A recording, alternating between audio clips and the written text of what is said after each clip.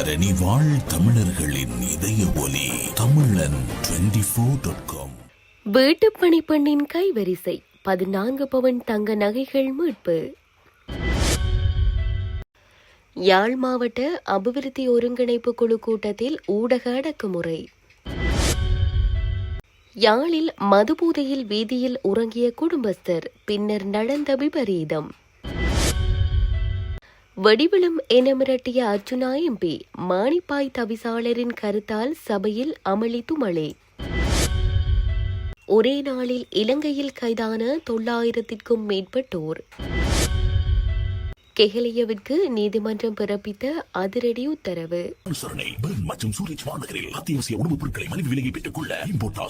தொடர்பென விரிவான செய்திகள்.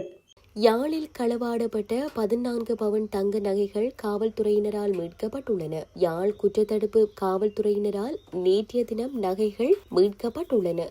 சம்பவம் தொடர்பில் மேலும் தெரிய வருகையில், குறித்த பகுதியில் வசிக்கும் கணவனும் மனைவியும் பணி நிமித்தம் பகலில் வீட்டில் இருப்பதில்லை.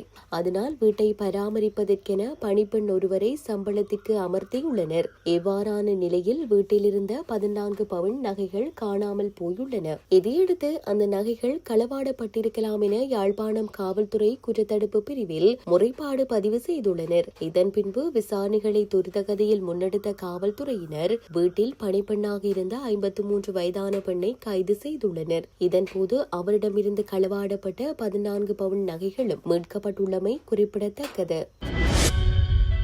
மக்கள் வரிப்பணத்தில் இடம்பெறும் அபிவிருத்தி குழு கூட்டங்களை மக்கள் அறிய வேண்டும் எனவும், ஊடகங்களை அடக்க நினைப்பது மோசமான செயல் எனவும் வலிகிழக்கு தவிசாளர் தியாகராசா நரோஜ் தெரிவித்துள்ளார். ஊடகங்களுக்கு கருத்து தெரிவிக்கும் போதே அவர் இதனை தெரிவித்துள்ளார். யாழ் மாவட்ட செயலகத்தில் நேற்று மாவட்ட அபிவிருத்தி ஒருங்கிணைப்பு குழு கூட்டம் இடம்பெற்றுள்ளது. இதில் ஊடகங்கள் தொடர்பாக அமைச்சர் சந்திரசேகரன் தெரிவித்த கருத்தை சுட்டிக்காட்டியே தவிசாளர் மேற்படி விடயத்தை குறிப்பிட்டுள்ளார். இது தொடர்பில் அவர் மேலும் தெரிவிக்கையில், மாவட்ட அபிவிருத்தி குழு கூட்டங்கள் மக்கள் வரிப்பணத்தில் இடம்பெறுகின்றன. அதில் இடம்பெறுகின்ற விடயங்களை மக்கள் அறிவதற்கு ஊடகங்களின் உதவி தேவை. மக்கள் தாம் வாக்களித்த பிரதிநிதிகள் தமக்காக என்ன பேசுகிறார்கள் என்பது தொடர்பில் அறிவது அவர்களின் உரிமை. அதை ஊடகங்கள் அவர்களுக்கு சரியான முறையில் வழங்க வேண்டும். அதை விடுத்து ஊடகங்களை காணொலி எடுப்பதற்கு கட்டுப்படுத்தும் செயற்பாடு மோசமான ஒரு அடக்குமுறையின் செயற்பாடு என அவர் தெரிவித்துள்ளார். யாழ்ப்பாணத்தில் மதுபோதையில் வீதியில் உறங்கியவர் மோட்டார் சைக்கிள் மோதி நேற்றைய தினம் உயிரிழந்துள்ளார். சம்பந்தப்பட்ட நபர் நேற்றிரவு 10 மணியளவில் மதுபோதையில் பருத்தித்துறை யாழ்ப்பாண வீதியில் உறங்கியுள்ளார்.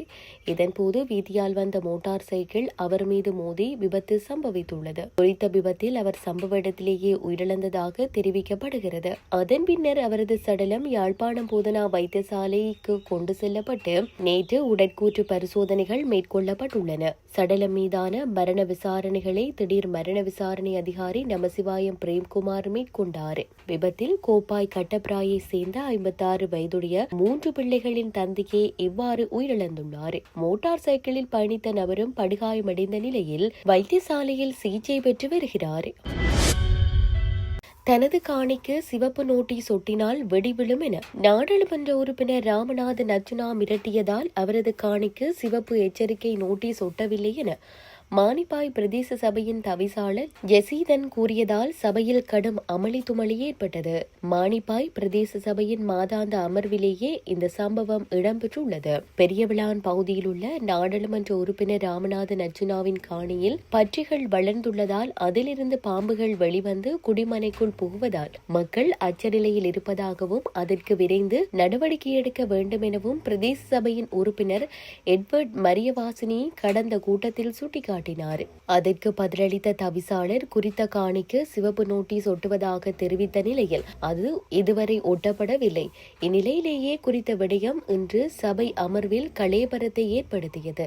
இதன்போது கருத்து தெரிவித்த உறுப்பினரான அச்சுதபாயன், பெண்களை அவதூறாக பேசும் குறித்த நாடாளுமன்ற உறுப்பினரின் காணிக்கு நீங்கள் இதுவரை ஏன் சிவப்பு நோட்டீஸ் ஒட்டவில்லை? அந்த நோட்டீஸை எங்களிடம் தந்தால் நாங்கள் ஒட்டுவதாகத்தானே கூறினோம். ஆனால் தாங்கள் அதனை ஏன் செய்யவில்லை? எங்களிடம் தந்திருந்த ஒட்டியிருந்தால் நாங்களே அந்த நோட்டீஸை ஒட்டியிருப்போம். அதற்கு பதிலளித்த தவிசாளர், ஒரு நோட்டீஸ் ஒட்டுதல் அல்லது ஒரு கடிதத்தை கொடுத்தல் என்பது ஒரு அடையாளப்படுத்தல் தான். அந்த கடிதம் அல்லது நோட்டீஸை விட தாங்கள் இந்த சபையில் கதைத்த விடயமானது ஊடகங்களூடாக காத்திரமான பங்களிப்பை செய்துள்ளது. அந்த காணி வழக்கில் இருக்கிறதென்றால் நீதிமன்றத்தின் அனுமதியை பெற்று அந்த நாடாளுமன்ற உறுப்பினர் அந்த காணியை சுத்தம் செய்ய வேண்டும். அத்துடன் அந்த நோட்டீஸை நானோ அல்லது உறுப்பினர்களோ ஒட்ட முடியாது, ஒரு உத்தியோகத்தரை ஒட்ட வேண்டும். நோட்டீஸ் ஒட்டுவோம் என்று கூறிய அடுத்த நாளே அந்த நாடாளுமன்ற உறுப்பினர் நோட்டீஸ் ஒட்ட வருபவர்களுக்கு வெடிவிடும் என்று தனது சமூக வலைதளத்தில் கூறினார். ஆகவே அரச உத்தியோகத்தர்கள் அச்சப்படுகின்றனர். அரச உத்தியோகத்தர்களின் உயிரை பணயம் வைக்க முடியாது என்றார்.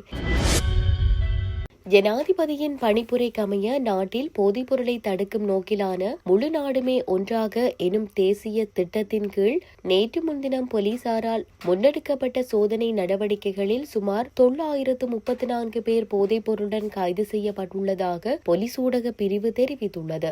அத்துடன் தடுப்பு காவல் உத்தரவு பெற்ற 16 பேர் கைது செய்யப்பட்டுள்ளனர். இதேவேளை 934 சோதனைகள் நடத்தப்பட்டுள்ளதுடன் 9 பேர் புனர்வாழ்வு நிலையத்திற்கு அனுப்பி வைக்க பரிந்துரைக்கப்பட்டுள்ளனர். குறித்த போதைப்பொருள் தடுப்பு நடவடிக்கைகளின் போது சிக்கிய சந்தேக நபர்கள் வைத்திருந்த போதைப் பொருட்களையும் இதன்போது போலீசார் கைப்பற்றியுள்ளனர். அதற்கமைய சந்தேக நபர்களிடம் இருந்து 1 kilogram 605 gram heroin, 2 kilogram 131 gram ice, 565 gram cocaine, 818 gram ganja, 3930 ganja செடிகள், 10 கிலோகிராம் 476 கிராம் குஷ் ரக போதைப் பொருள், 199 கிராம் ஹசீஸ் ரக போதைப் பொருள், 403 போதை மாத்திரைகள், 268 கிராம் மதன மோதகம் மற்றும் 1 கிலோகிராம் 399 கிராம் மாவா போதைப் பொருள் என்பன கைப்பற்றப்பட்டுள்ளதாக போலீசார் தெரிவித்துள்ளனர். முன்னாள் சுகாதார அமைச்சர் கெஹலிய ரம்புக்வெல உள்ளிட்ட குழுவினர் அடிப்படை உரிமைகளை மீறியுள்ளதாக உயர்நீதிமன்றம் நேற்று தீர்ப்பளித்துள்ளது. 2022 ஆண்டு இந்திய கடன் திட்டத்தின் கீழ் பதிவு செய்யப்படாத நிறுவனம் ஒன்றிடமிருந்து கொள்முதல் நடைமுறைகளை மீறி சுகாதார பொருட்களை கொள்வனவு செய்ததன் மூலம் இவ்வாறு தீர்ப்பு வழங்கப்பட்டுள்ளது. இந்த நிலையில் அவரது தனிப்பட்ட பணத்திலிருந்து 75 மில்லியன் ரூபாய் நஷ்டஈட்டை அரசாங்கத்திற்கு செலுத்த வேண்டும் என உயர்நீதிமன்றம் உத்தரவிட்டுள்ளது. அதே நேரம் சுகாதார அமைச்சின் அன்றைய செயலாளர் ஜனக சந்திரகுப்த மற்றும் தேசிய மருந்துகள் ஒழுங்குபடுத்தல் அதிகார சபையின் முன்னாள் தலைவர் பேராசிரியர் ST ஜெயரத்ன ஆகியோர் தலா 50 மில்லியன் ரூபாவை செலுத்த வேண்டும் என உத்தரவிடப்பட்டுள்ளது.